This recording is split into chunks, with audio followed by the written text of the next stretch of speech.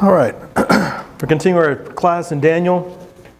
We're going into chapter 7, and I think, as Nathan pointed out, this is an interesting time in the world with and the nations. And the book of Daniel, one of the main themes is God rules in the kingdoms of men. So we can have that knowledge and comfort that God is in control. And as we see throughout Daniel, there are multiple ways that God proves that to those the people of that time, both through miraculous events and then through prophecies that would be fulfilled. Some prophecies were fulfilled very quickly, such as Nebuchadnezzar being humbled and being put out to pasture, so to speak, whereas others went over a larger period of time. This was written somewhere around 530 something or 520 something BC, and events that are talked about both in Nebuchadnezzar's dream in chapter 2, and then again here in chapter 7, we're going to see events that span over several centuries, 500 years, and so the knowledge of the fulfillment of those short-term prophecies and then the miracles that were performed gave them the belief and the faith in God that these long-term prophecies would come true as well, and they would be fulfilled, and that God would take care of his people. And then the other main theme of Daniel is to be faithful in suffering, whether you're, in Daniel's case, being taken captive into a foreign land and being taken over, or it's standing up for your belief in God and being threatened with death in a fiery furnace, or a lion's den. Always knowing that you can be faithful in those times of persecution, and as Shadrach, Meshach, and Abednego and Daniel and Belshazzar understood, God can protect us. He may or may not choose to keep us from certain consequences at any certain time, but he has the ability, and we can have faith in him and trust him.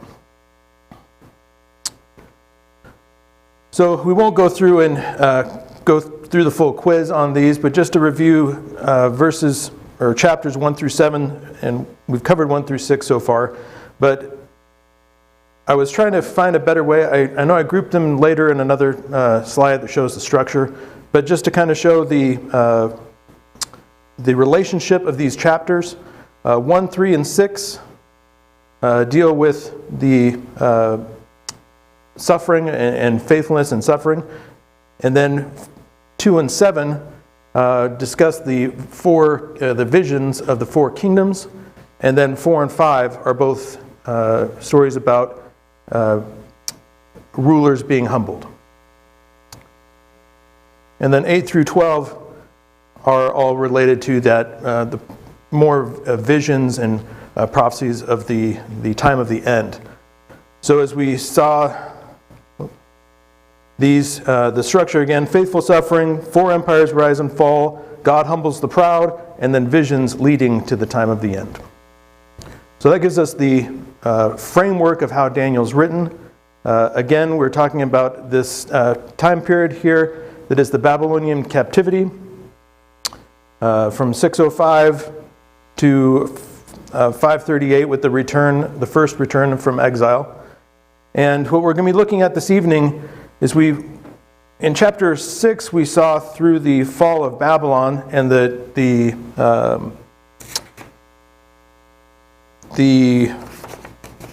experience of Daniel in the lion's den with Darius the Mede.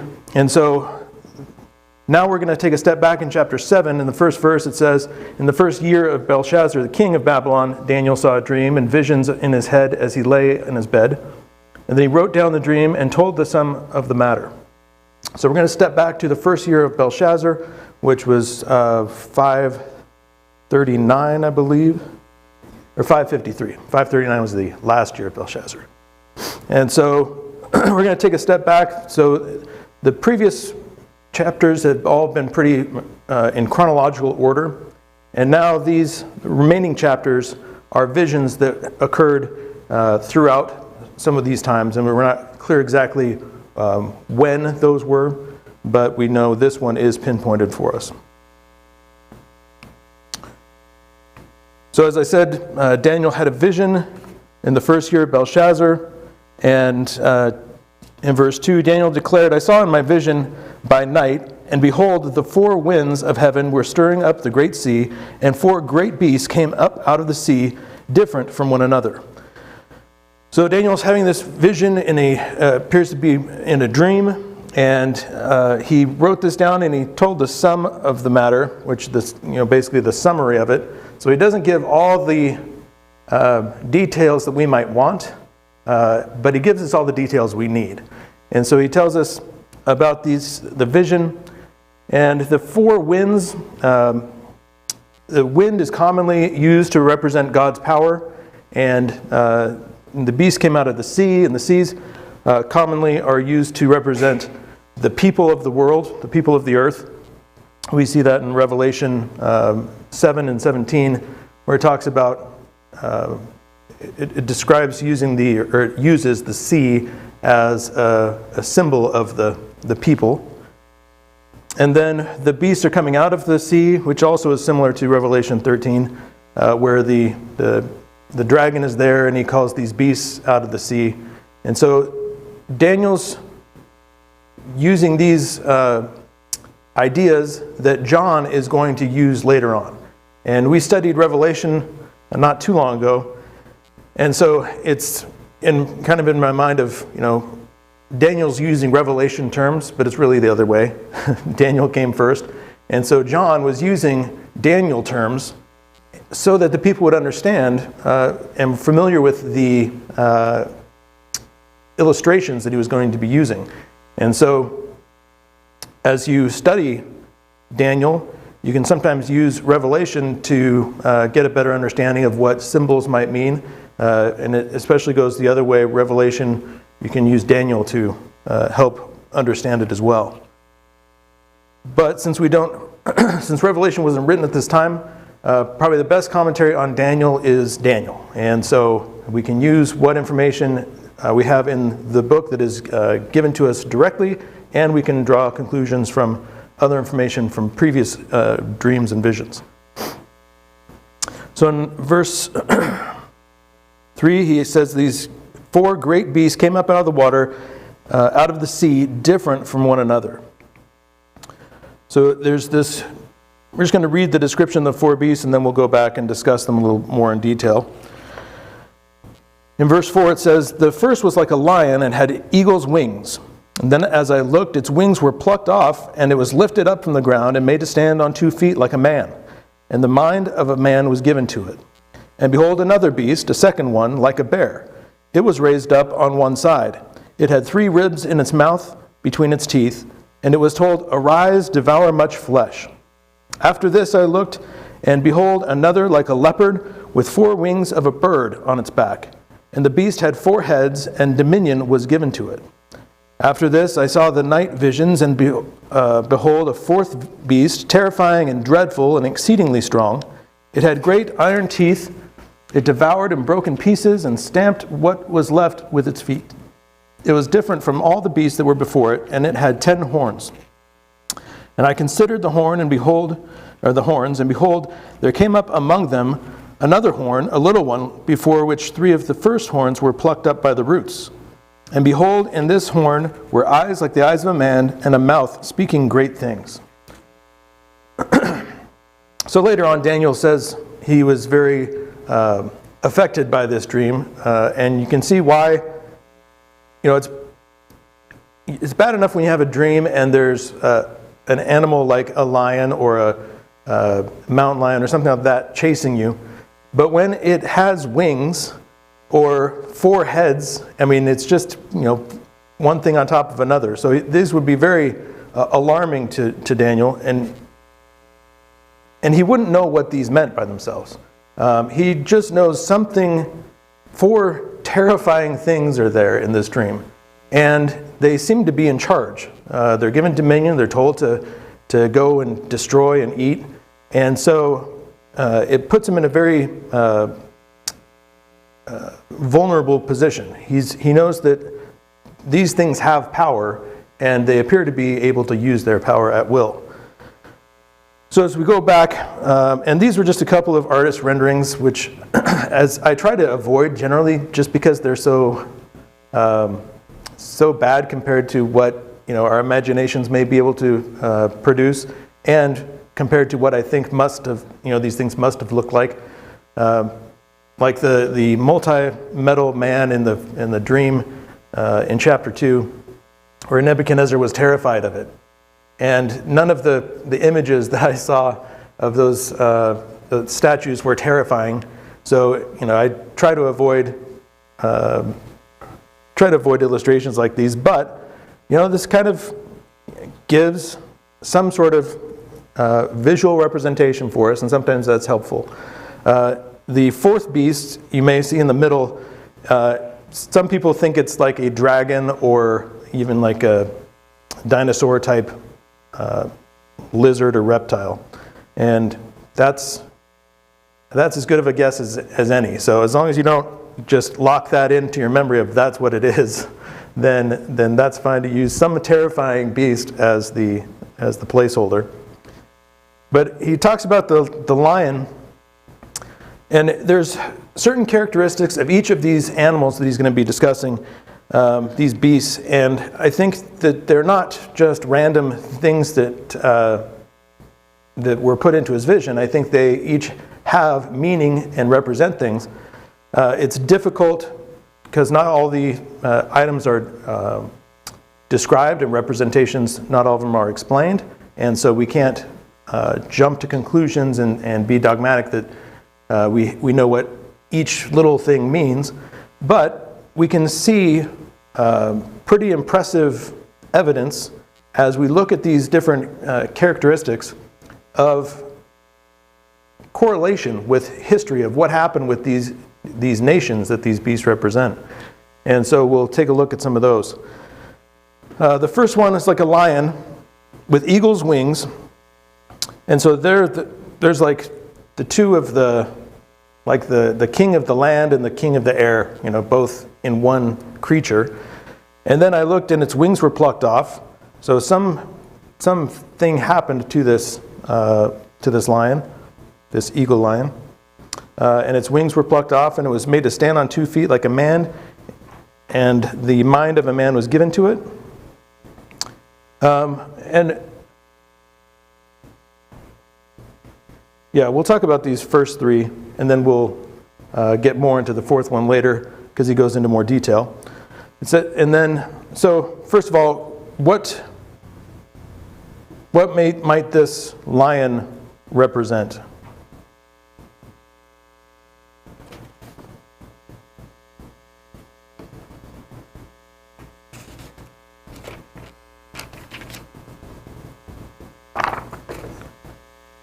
Jamie?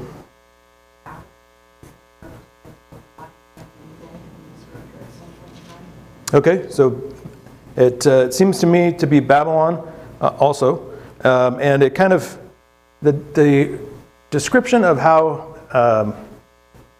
it was a majestic animal, and then its wings were plucked off, so it was brought low, but then it was made to stand on its feet and was given the mind of a man.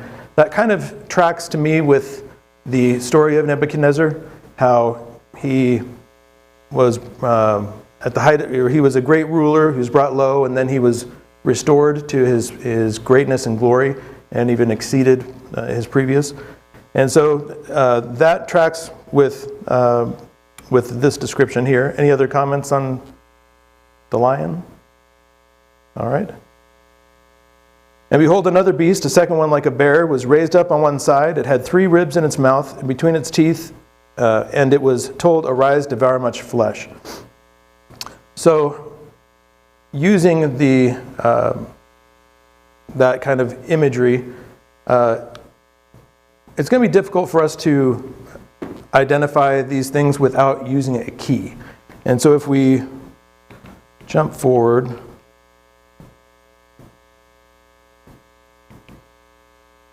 I didn't realize I had animations in there.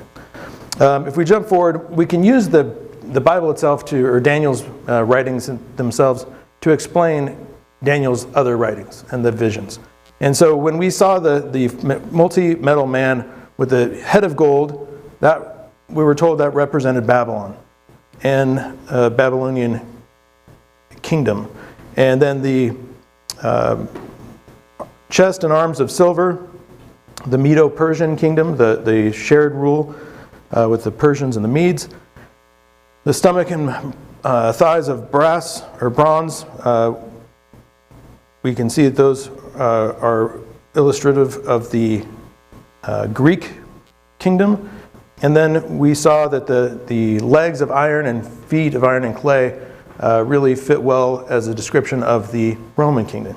And I think we're going to see the same kind of parallels if we use those, what Daniel's already told us about these four kingdoms in Nebuchadnezzar's vision. We can see those translate very clearly to these animals as we go through. So we're going to jump back. So when we see the bear, and it was raised up on one side, and it's kind of not clear what that meant, but it appears that one side was more powerful than the other. It was out of balance in some way.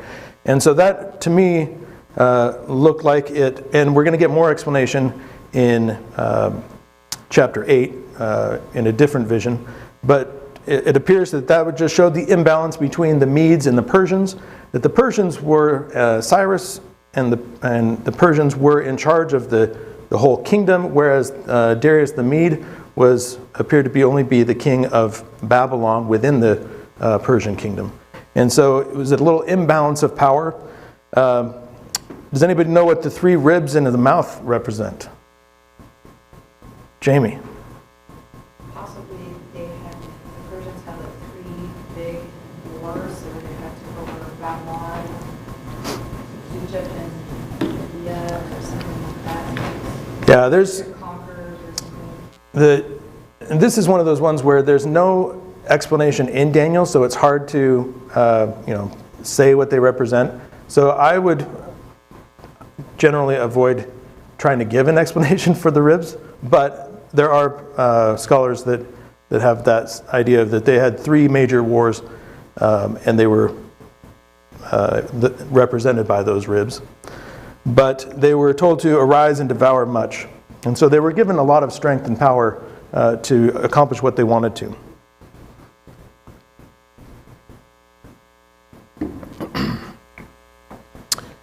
Then in verse 6, after this I looked, and behold, another like a leopard with 4 wings and 4 wings of a bird on its back. And the beast had 4 heads, and dominion was given to it. So it appears that this represents the Greek Empire, following along with the stomach and thighs of bronze from the first vision.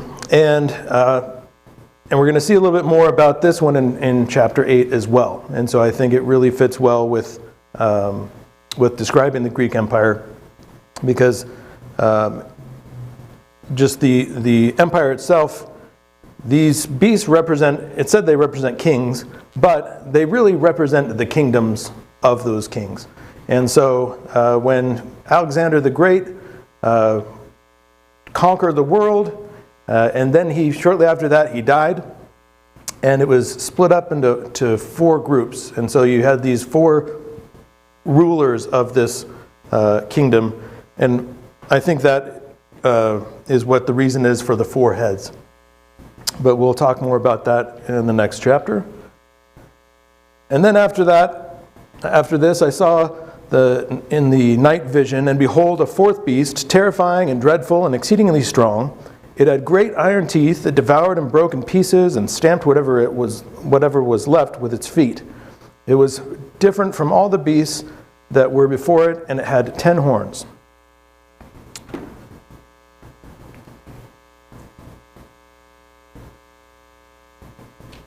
All right, so he says, I considered the horns, and behold, there came up among them another horn, a little one, before which three the first horns were plucked up by the roots. And behold, in this horn were eyes like the eyes of a man, and a mouth speaking great things. So this appears to be correlating to the kingdom of Rome and the great power that it had. And it was, the description in chapter 2 talked about how each kingdom was lesser than the previous one.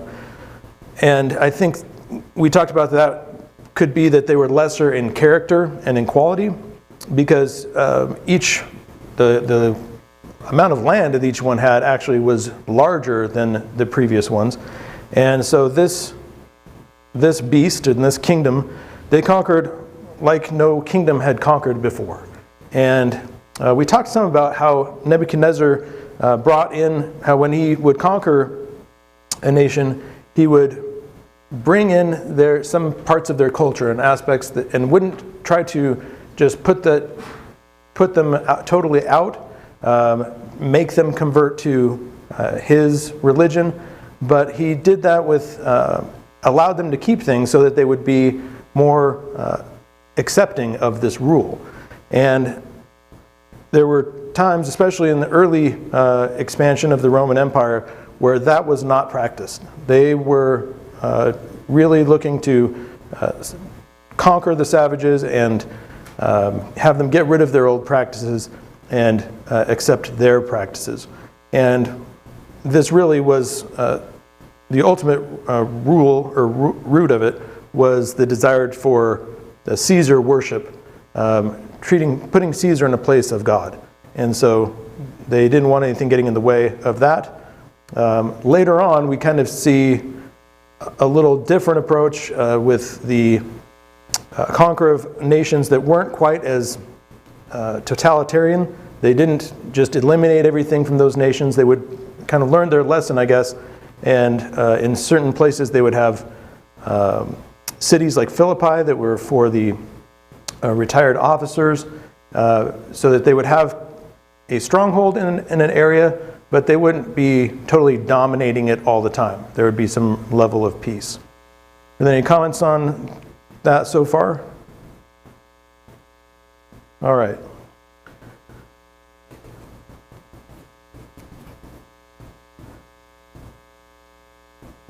So the next section here is verses 9 through 14, and it talks about the judgment of the four beasts. It says, as I looked, thrones were placed, and the Ancient of Days took his seat. His clothing was white as snow, and the hair of his head like pure wool. His throne was fiery flames, its wheels were burning fire. A stream of fire issued and came out from before him. 1,000 thousands served him, and 10,000 times 10,000 stood before him. The court sat in judgment, and the books were opened. I looked then because of the sound of the great words that the horn was speaking, and I looked, the beast was killed, and its body destroyed, and given over to be burned with fire. As for the rest of the beasts, their dominion was taken away, but their lives were prolonged for a season and a time. So I'm going to stop right there. So this great beast, we talk about it having these 10 horns, and we'll go into a little bit more detail before we see its destruction here. But those 10 horns were, I think a figurative number representing a lot of horns. And the horns were commonly used to represent power. And so we have this kingdom that has 10 horns. It's representing just a lot of power. And then one horn comes up and displaces the three, rips out three by the roots. And there's a lot of ideas of what these things mean. 10 horns being 10 specific kings of Rome before some event took place. The best explanation I heard and could come up with was not that they were 10 specific kings, but they just represented the kings in general, the power of Rome. And then one horn coming up, and it displaces three. And so the three, it appears, represented the government structure or style of Rome, where they had a triumvirate, where three men would rule as kings, and then the Rome had the Senate, and they were a republic, and so the power would, or the voice of the people would be heard through the senators and so forth, but it really came down to the three members of the triumvirate that would be the ruling power. And so at one point, there was three ruling, and one of them was Julius Caesar, and so then he took over as the single emperor of Rome. And so he displaced the triumvirate method of government and made it a single ruler. And so that happened again later on with Octavian, where there was three, and Octavian was one of them. And then he took over as the emperor, and he became Augustus Caesar. And so he became a single ruler of the nation. And that appears to me to be the best explanation. It's not specific individuals. It's just showing that here's something you can identify this nation by. This is going to be how their government developed. They were, 10 kings, and the people were more all ruled separately. Then it took over, and there's a triumvirate, and then there was a single ruler. And it got rid of those three. It still had its power, the other, 7 or whatever number of horns that were left. It still had that power and strength, but then was all under one emperor, one ruler. Any comments or ideas, Steve? So kind of an alternate view on that would be, and I like your explanation just fine. We were all guessing, but an alternate view would be from Julius to Vespasian, there were 10 emperors, and Vespasian, basically, there were when Nero suicided, there were 3 kings in 1 year, and Vespasian stopped his attack on Jerusalem, went back to Rome to consolidate power, and sent his son, I think,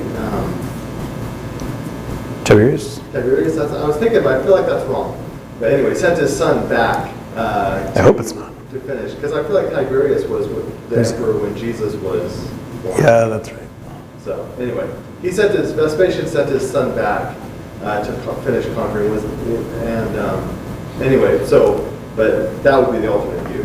The Yes. Kings and the three in 1 year, where Vespasian consolidated power, and then he also started the emperor worship, or he didn't start it, but he was a big contributor to it. Yeah. And then also his pride to overthrow God's people, even though God was causing it to happen, but pride. Yeah, so in case anybody missed that, there was an alternate idea is that there were, and I looked at this, and there was, depending on who you read, there's 10 or 11, in some cases, but a possibility that there were 10 kings between Julius and Vespasian, and then when Nero, or between him and, Vespasian, when Nero died, there was 3 kings in one less than 1 year, and so the Vespasian came back to consolidate power. And so there we have the 10, we have the 3, and then the 1, and then the boastful things that he was saying could be considered his increase of emperor worship at that time, because that had occurred before, but there was definitely an increase during his time. And then the willingness to destroy God's people. Even though God was the one who was allowing it to happen, it kind of reminds me of I want to say Assyrian that ended up killing King Saul. And even though Saul was going to be killed, when he told David that he had killed him, David then killed him for killing the king. And so even though God is controlling the kingdoms of men by sending Rome to destroy Jerusalem, there's still guilt that goes along with that if they actually do it. So that's another idea of the 10 horns and the 3 and 1. What was that? Titus. I was thinking that, but then... I was thinking, no, that's a book of the Bible. Right. Titus was a preacher, not a Caesar. All right. Or a general. So yes, then...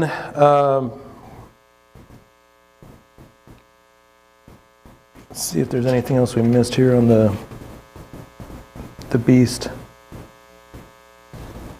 One other thing is that imagery is basically picked up by John in the book of Revelation, or Jesus told John, hey, this is what that meant. Yeah, here, let me show you what I showed Daniel.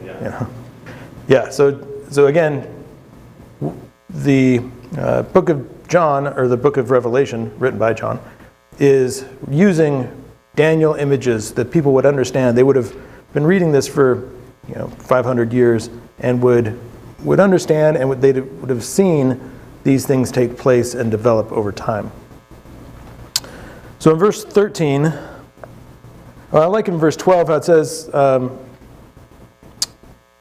I guess we need to go back to 9. The Ancient of Days, that appears, or you tell me, based on the description of his clothing was white as snow, his hair on his head was like pure wool, his throne was fiery flames, its wheels were burning fire. Who does that sound like to you? Moses? God? Sounds like a description in Revelation. It does sound like a description for Revelation. In Revelation 1,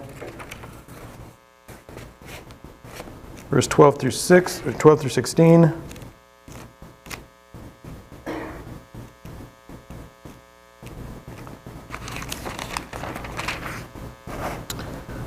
Revelation 1, 12 through 16, it says, and this is John speaking, "And then I turned to see the voice that was speaking to me, and on turning I saw 7 golden lampstands. In the midst of the golden lampstands was one like a son of man, clothed with a long robe and a golden sash around his chest.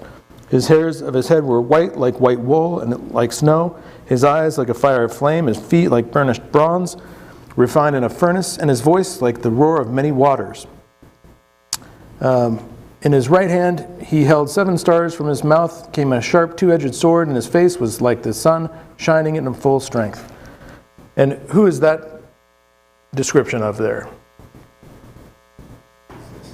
Jesus, yeah. Yeah, because the Son of Man was So it's like the Son of Man. So that we can, and then with this very similar description, again, John using Daniel words, Daniel's describing, appears to me, the same person. That Jesus is being described here as being in control. And his throne was fiery flames, its wheels were burning fire, so like the burning bush of Moses, where there's that fire, and nothing, but it's not being consumed.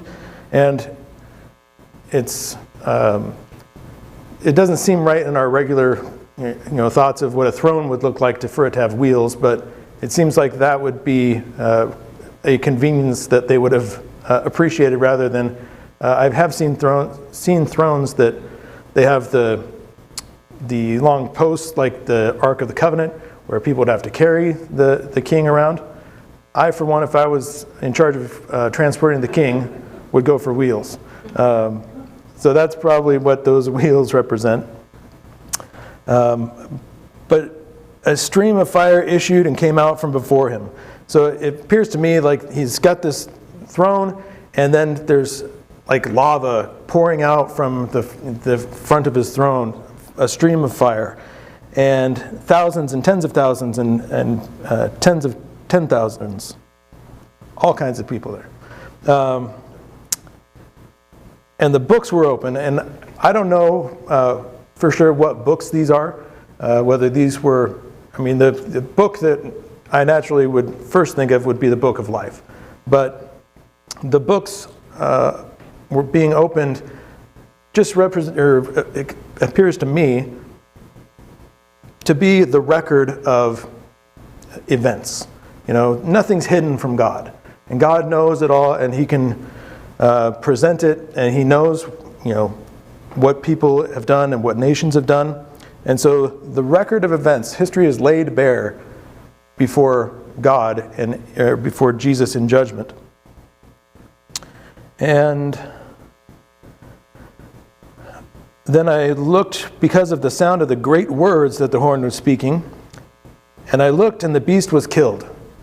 So here we have this horn speaking great boastful words, and he looks over and dead. It was as quick as that. And it reminded me of when Iraq was being invaded. Is that the right word? When we were taking Iraq and going after Saddam, and there was this ministry of positive news guy that would come out and say how everything's great in Iraq, everything's fine, we're still in total control. And it was just like day after day we would see this, and then one day that guy was gone, and there was totally, everything was destroyed, and we took over. Boastful words just right up to the end, and then that beast is killed, and its body destroyed and given over to be burned with fire. So the sentence is made, and it's carried out, and end of story for that beast. As for the rest of the beasts, their dominion was taken away, but their lives were prolonged for a season and a time. So it appears that these other beasts, these other kingdoms, even though they had been conquered and been taken into the succeeding kingdoms that followed, that they represent more just the idea of the people of the nations of earth. And so they have their power taken away. There's nothing they can do against the Ancient of Days, but they've been allowed to exist and continue for a time. And in 13, I saw in night visions, and behold, with the clouds of heaven, there came like one of a son of man, and he came to the Ancient of Days and presented himself before him, and to him was given dominion and glory and a kingdom that all peoples, nations, and languages would serve him. His dominion is an everlasting dominion which shall not pass away, and his kingdom one that shall not be destroyed. Okay, so I got myself mixed up. I was wrong. The Ancient of Days does appear to be God, because then we have the Son of Man coming later on to the Ancient of Days. And when I looked for the Ancient of Days, that terminology is only used here in Daniel, so I didn't have anything else to compare it to from other places. Steve? Revelation, one of the things it does is it takes the qualities of God and describes Jesus as having the same qualities. Right. So here in Daniel is describing God, not the Son of Man. But the Son of Man comes up. Right. That Son of Man that came up is then described in Revelation with the same descriptors as God is described in Daniel, to make the point that he is God. He's God, yes. Yeah. So that is... he also steals descriptors from Isaiah and I think one other, maybe Ezekiel, something like that. Seems like there's Isaiah maybe... Another chapter of Daniel, the burning feet. Yeah. Daniel 12, I think, or 10. Yeah. So, again, John is taking Daniel's words and using them how they would understand them. So Daniel describes God as being white as snow and with fiery flames and power. And then John took those same words and described Jesus there. But we see the Son of Man came to the Ancient of Days and was presented before him. And to him was given dominion and glory and a kingdom. So it's not clear. I think the presentation of Jesus to God to receive the kingdom there's a couple options. It could have been when he went into the grave for 3 days and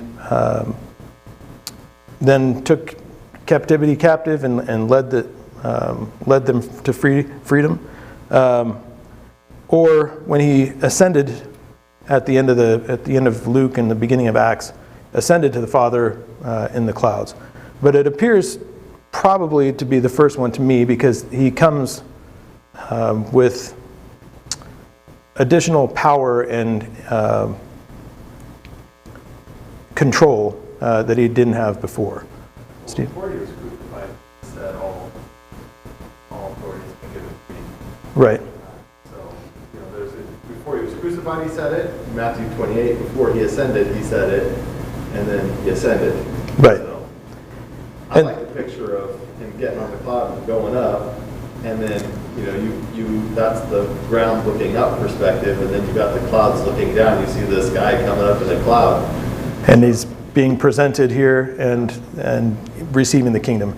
The kingdom he's receiving is the saints of all time, and so it doesn't mean anything that the church was not established until 70 days later, or till the day of Pentecost. But so the Son of Man is given dominion, and to him was given dominion and glory and a kingdom that all peoples, nations, and languages should serve him.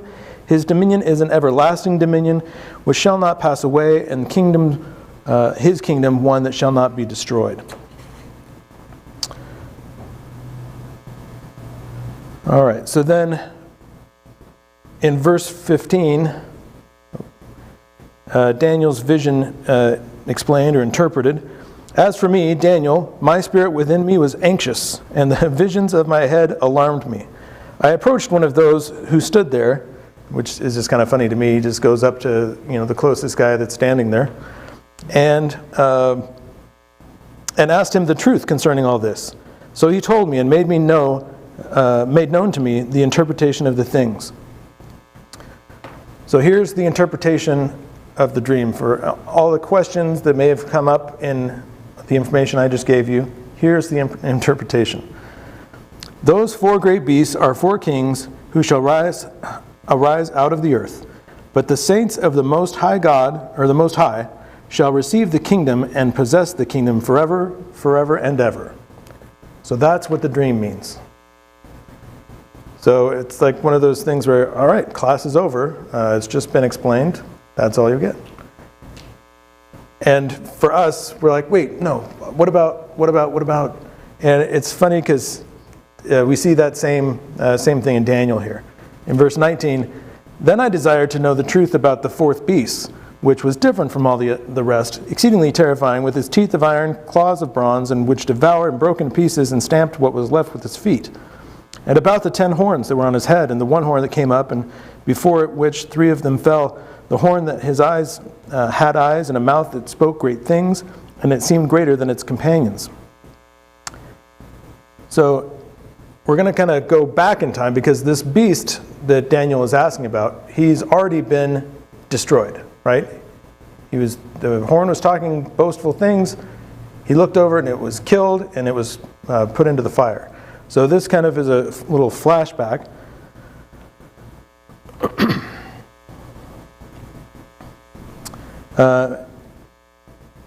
In 21 it says, as I looked, this horn made war with the saints and prevailed over them until the Ancient of Days came, and judgment was given for the saints of the Most High, and the time came when the saints possessed the kingdom.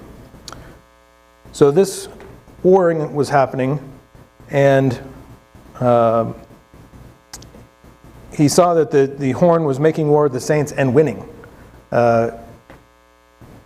What do you think that was representing, or what event do you think that may be referring to? Fall of Jerusalem, especially, yes. I think just the domination of Rome over the Jews, and how they would fight back, but then Rome would come in even harder And the Jews didn't want to be, just like with Nebuchadnezzar, the Jews fought back, and he conquered them the first time and took people, and then they started fighting back, and so he came in and took more people and showed them who was boss. And then they fought back a third time, and he came back and he destroyed the temple. It's the same kind of thing where someone can be fighting against and causing them more problems for themselves. And so the Jews, I think, were doing that, and then Rome was prevailing against them.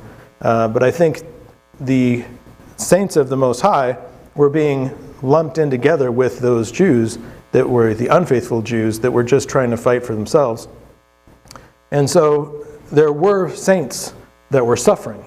And so Daniel saw that they were being prevailed against. But then in 22, then until the Ancient of Days came, and judgment was given for the saints of the Most High, and the time came when the saints possessed the kingdom. And so what we saw in our Revelation class was there was an initial attack on Jerusalem. Then there was a pullback, and part of it was had to do with the uncertainty of the rulers back in Rome, and so Vespasian had to go back and nail things down, and so there was a withdrawal period where it gave the opportunity for the saints that were there that were suffering because of these unfaithful Jews. The saints could escape, and they could flee to the hills and to the valleys and just get out of there like they had been told to do. And so that opportunity was complete, and from what we have from secular history is that there were no Christians left in Jerusalem when it fell. So then God came in judgment, and so and that's when the kingdom was delivered to the saints of the Most High. And they possessed the kingdom. And at 23, thus he said, as for the fourth beast, there shall be a fourth kingdom on earth, which shall be different from all other kingdoms, and it shall devour the earth and trample it down and break it to pieces. As for the 10 horns, out of this 10 kingdoms, 10 kings shall arise, and another shall rise after them, and he shall be different from the former ones, and shall put down 3 kings. He shall speak words against the Most High, and he shall wear out the saints of the Most High, and shall think to change times and the law, and they shall be given into his hand for a time, times, and half a time. Stop there for a second. Got to catch up. So we saw that he describes the fourth beast and the kingdom that it would be, and then he shall speak words against the Most High. And I think this really represents the final part of the Roman Empire, where they were insisting more and more upon the worship, the Caesar worship, or emperor worship. And so he would speak against the Most High and wear out the saints of the Most High. And there was a lot of actions that were taken against Jews. And because a lot of Christians were Jews that were over there, then they would be grouped right in with them and be persecuted for that as well. And so not only were they being persecuted for being Christians if they didn't properly give worship to the Caesars or to the emperor, but they would then also be persecuted for their Jewish ancestry. And he shall think to change times and the law. And so this ruler it appears that he's looking to take power that really belongs to God. Who changes the times? Who changes the seasons? That's God. And if this person is looking to take power and authority that they don't have, that only really truly belongs to God, then they're putting themselves in the place of God. And they shall be given into his hand for time, times, and a half time. And this is more Daniel language that we find in Revelation. This is a descriptor. There's a lot of discussion about what it means. But just a very one simple explanation that I think is useful is the 7 is a complete number of time. As we know, the earth was created and God rested 7 days. The Sabbath was the 7th day, symbolizing that rest that God would provide. And so even when Nebuchadnezzar was humbled, he was humbled for 7 times. And we don't know if those were weeks, months, years, or what those were. But it seems like that also could have been a symbolic number of he was humbled as long as it took. And he wasn't going to come back, and he wasn't going to get out of it early. And God wasn't going to humble him longer than he needed to. He was going to humble him as long as it took for him to be brought back to his senses. And so this 7 seems to be a complete amount of time, whereas 3.5 being half of 7 would be indicative of a partial time. That it may seem like a long time, but it's not a full measure of time. Other places in Revelation, I think there are cases where it's could even be literal in the fact that because of those comings and goings of the Roman army, that the measure of time that was actually 42 months, 3.5 years, that the suffering continued. So either way, it's not going to be complete to the destruction of the people. They are going to be able to survive it. Any comments on that? All right. So you're suggesting it's 42? I think this is more of a figurative use of the 3.5 times. That it's half of a complete measure of time. So in Revelation, it uses times and half a time, 1,280 days and 42 months interchangeably. Right. So in Revelation, it's definitely not speaking about an incomplete period of time. It's just talking about a length of time. Right.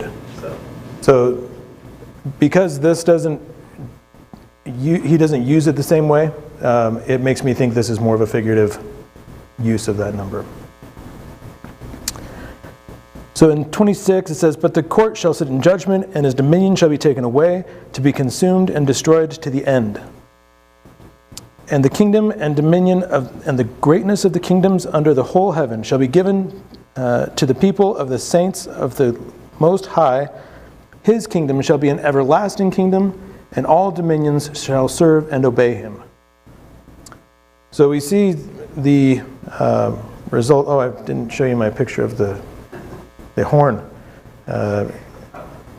There's some scary type drawings, and then there's some that are a little less scary. But if I saw this in real life, I'd probably be pretty scared.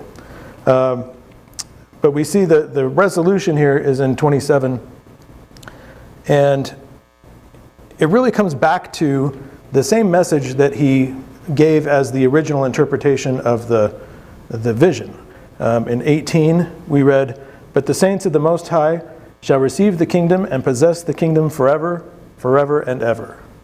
And then in 22, it said, "And prevailed over them until the Ancient of Days came, and judgment was given for the saints of the Most High, and the time came when the saints possessed the kingdom." And then in 27, "And the kingdom and the dominion and the greatness of the kingdoms under the whole heaven shall be given to the people of the saints of the Most High. His kingdom shall be an everlasting kingdom, and all dominions shall serve and obey him." So what do you think Daniel's trying to say? He's telling them to have faith because God is in control, and God will be ultimately triumphant. God will have the victory, and the saints that worship him, his people, will be victorious, and they will have the kingdom. And it won't be a kingdom that will be struck down like a lion or a bear or a leopard, and it won't be a great and terrible beast that is struck down and cast into the fire. It's a kingdom that will not be able to be destroyed. It will be a kingdom that will be forever. And it'll be a kingdom that's different than these physical kingdoms, because our kingdom is a spiritual kingdom that cannot be taken away from us. Steve? Well, I think the Jews didn't take it that way. They just saw, okay, this king's going to fall, this king's going to fall, this one's going to fall, and then the saints are going to rule. Right. Which means us. Then it'll be our turn. Yeah, so Right. and it will never be taken away from us. We're going to be dominated. So when Jesus came, what were they thinking? When are you going to take control of our armies and make us dominant? And that's a big problem today, is because of that mindset, people think that we need to do certain things and have a certain political relationship with Israel, because eventually they're going to be the ultimate power on earth, and that's not what the Bible says. There's also a lot of a ton of false doctrine regarding premillennialism that we didn't even really discuss, with the different nations, how they're represented. And I don't even recommend Googling Daniel 7 because there's just so much garbage out there that what all these things represent, and how this the final loud horn represents the European Union. That's the most recent one, I think. But they've been going throughout time.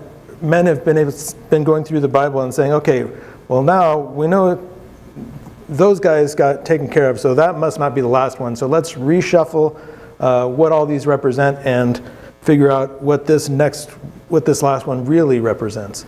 Russia, okay, nope. China, nope. European Union, the Third Reich. There's all kinds of things that they keep on trying to make sense because they're approaching it from the wrong perspective.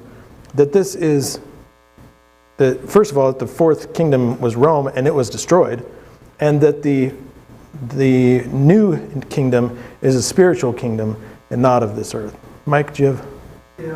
Basically, they bullet when they want to go back and refer to Israel as a chosen people.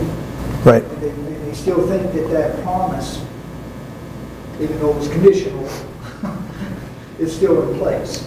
And then they get in and they just totally misinterpret everything that Revelation, and they're trying to put it futuristic rather than most of it being in the past. Right. And so they misinterpret Revelation because they come back and misinterpret Daniel, and so then that proves that each other, yeah. And so they just are leading themselves down the wrong path, and just millions of people with them. I was looking at for illustrations, and there was just like flyer after flyer and things of come learn about Daniel and Revelation and what it means for us today, and what each of these things represent, and we'll explain it all. And it was just so sad to see such effort and marketing going into leading people down these wrong paths, just from sheer imagination, and then misunderstanding, and then that compounding with each verse, and then that's applied to. We need to be able to go back and say, who is this being written to at that time, and what was it trying to say at that time? What was the message? And we don't need to be always making everything about ourselves. This is written for us, and it's been preserved for us so that we can have faith through our times of suffering, and so that we can know that God rules in the kingdoms of men. But it doesn't mean that we're going to experience the things that are written in this, described in this vision. So we'll look in chapter 8. It will have another vision that gives some more detail and information on the Medo-Persian and Greek kingdoms, and so they'll get their even time so that they can people can know what to expect from them. Any other comments or questions before we close? Larry? Is this the first place in the Old Testament where the word something. Seems to me like it might be. And then it's easy I feel like it's easy to get the idea that when he's talking about saints, he's talking about Christians then. Right. I'm going to give Steve a couple more seconds to do a search for me. But you're right. I don't remember hearing the saint, and I think I looked it up. It's used throughout Psalms. Psalms? Okay. I knew there was Daniel where it was, and I knew there were some other places, but that's right. It was Psalms were the ones that I saw. So, yeah, I mean, I think a lot of people would say, oh, well, this is talking about us. This is talking to us. And so that could be the one reason for that tendency. Did you have another comment? Well, it's Daniel, just like we hear the description and say, oh, hey, that sounds like Jesus because it's in Revelation, where Daniel was describing Yahweh. Right. And here he's talking from his perspective, which is the saints are God's chosen people. Right. So that is, so they may not be saints when God gives them over into his hands, but it will still be the same group of people that are considered saints. Right. And it's the children of God, whether no matter what nationality or Holy ones is the idea. Right. Ones set apart for service. exactly, those God's holy ones are the ones that will receive the kingdom. All right.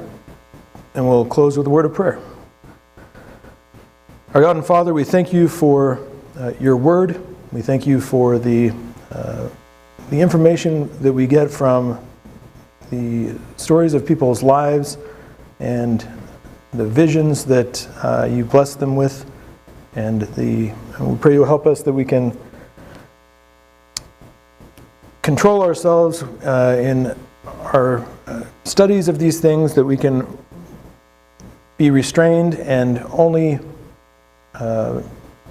use explanations that come from your word, and that we can always try to expand our knowledge of your word so that we can understand the more difficult portions better.